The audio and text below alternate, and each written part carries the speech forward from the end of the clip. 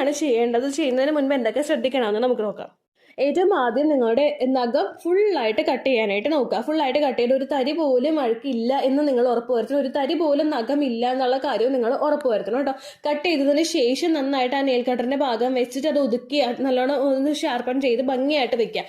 ഒന്നും ഇങ്ങനെ കുത്തിക്കൊള്ളാൻ പാകത്തിനൊന്നും ഇല്ല എന്നുള്ള രീതി നിങ്ങൾ ഉറപ്പ് വരുത്തുക കേട്ടോ. അതിനുശേഷം നിങ്ങൾ ഹാൻഡ് വാഷ് ഉപയോഗിച്ചിട്ടോ സോപ്പ് ഉപയോഗിച്ചിട്ടോ കൈ നന്നായിട്ട് വാഷ് ചെയ്ത് കളയാം.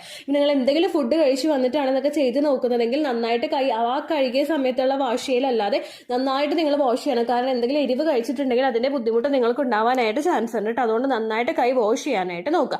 അതിനുശേഷം നിങ്ങൾ ചെയ്യേണ്ടത് മൈൻഡ് നല്ല റിലാക്സ്ഡ് ആയിട്ട് വെക്കുക. ടെൻഷൻ ഇല്ലാതെ നല്ല മസിൽസ് ഒക്കെ സ്മൂത്ത് ആയിട്ടിരിക്കാൻ വേണ്ടിയിട്ട് റിലാക്സ്ഡ് ആയിട്ട് ഇരിക്കാനായിട്ട് നോക്കുക കേട്ടോ. ചില ആളുകൾ പറയുന്നുണ്ട് നമ്മൾ ഷവർ ബാത്ത് ചെയ്ത് കഴിഞ്ഞ് നമ്മൾ കുളിച്ച് കഴിഞ്ഞ് വരുമ്പോഴേക്കും നമ്മുടെ മൈൻഡൊക്കെ ഭയങ്കര റിലാക്സ്ഡ് ആയിരിക്കും, ബോഡി റിലാക്സ്ഡ് ആയിരിക്കും എന്ന് പറയുന്നവരുണ്ട്. ആ സമയത്ത് ഇത് ചെയ്ത് നോക്കാൻ പറയുന്നവരുണ്ട്. പക്ഷെ ചില